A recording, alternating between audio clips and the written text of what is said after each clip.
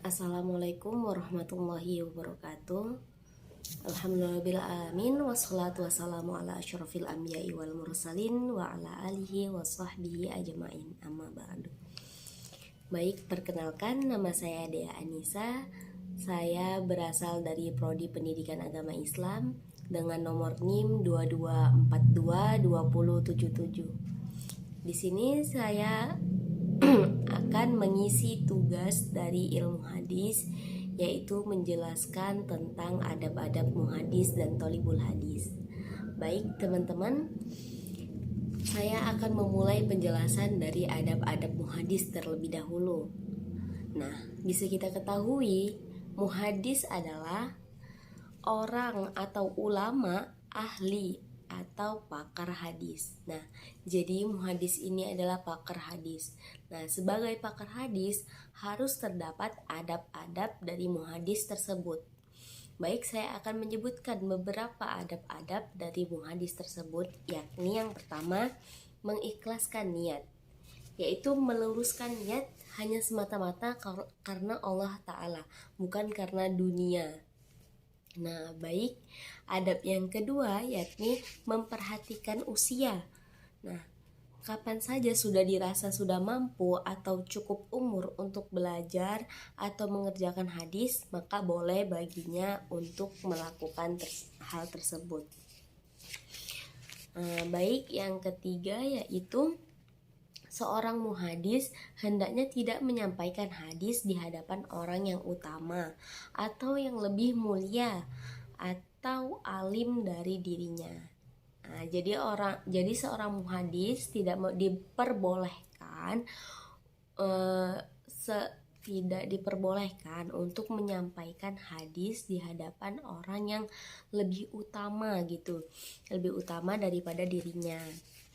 Kemudian selanjutnya yang keempat, yakni memiliki semangat dalam mengerjakan hadis atau sunnah nabawiyah karena Allah, tidak karena agar dapat banyak pahala dari Allah Subhanahu wa Ta'ala. Nah, jadi dia tuh harus memiliki jiwa semangat. Kemudian yang terakhir yaitu meneladani adab-adab para ulama ahli hadis ketika menyampaikan atau mengerjakan hadis di majelis hadis tersebut. Nah, itulah beberapa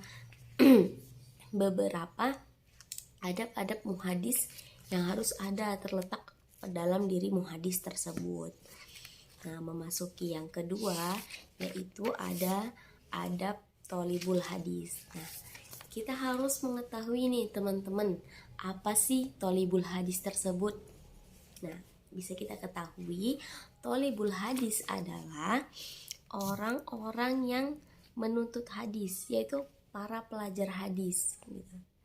Nah, jadi di sini ada beberapa adab-adab yang harus ada dalam diri tholibul hadis tersebut. Baik, di sini saya akan menjelaskan apa saja sih adab-adab dari tholibul hadis tersebut. Baik, yang pertama, mengikhlaskan niat dan menjauhkan diri dari segala sesuatu yang dapat melalaikan atau merusak niatnya, seperti urusan-urusan duniawi gitu. Nah, kemudian yang kedua, bersungguh-sungguh dalam menjaga akhlak dan adab mulia.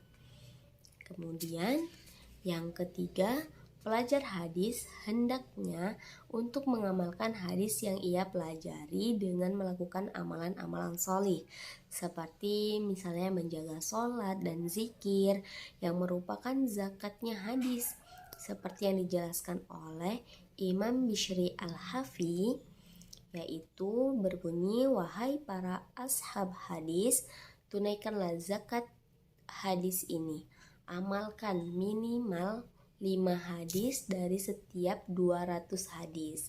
Nah, jadi sebagai tholibul hadis hendaknya mengamalkan 5 hadis, minimal 5 hadis dalam 200 hadis tersebut. Imam Waqi juga berkata kepada gurunya, itu Imam Syafi'i, jika kamu ingin menghafalkan hadis, maka amalkanlah hadis tersebut. Nah, Kemudian yang keempat, adab-adab thalibul hadis, yaitu harus menghormati guru dan muridnya. Nah, yang kelima, tidak pelit dalam mengerjakan hadis kepada para pelajar hadis atau kepada teman-temannya, tetapi semangat dalam melebatkan manfaat hadis kepada sesama. Hadis yang disampaikan Imam Malik yaitu yang berbunyi, di antara barokah hadis adalah saling memberi atau mengerjakannya kepada orang lain. Kemudian yang kelima, menjauhkan diri dari sifat malu dan sombong ketika belajar hadis. Kemudian yang terakhir, membiasakan muzakaroh atau murojaah untuk menguatkan hafalan hadis yang telah dihafalnya. Nah, teman-teman, jadi itulah beberapa adab yang harus ada terletak pada diri muhadis dan thalibul hadis. Mungkin itu yang dapat saya sampaikan. Lebih dan kurangnya saya mohon maaf, kepada Allah saya mohon ampun. Wabillahi taufiq wal hidayah wa ridha wal inayah. Assalamualaikum warahmatullahi wabarakatuh.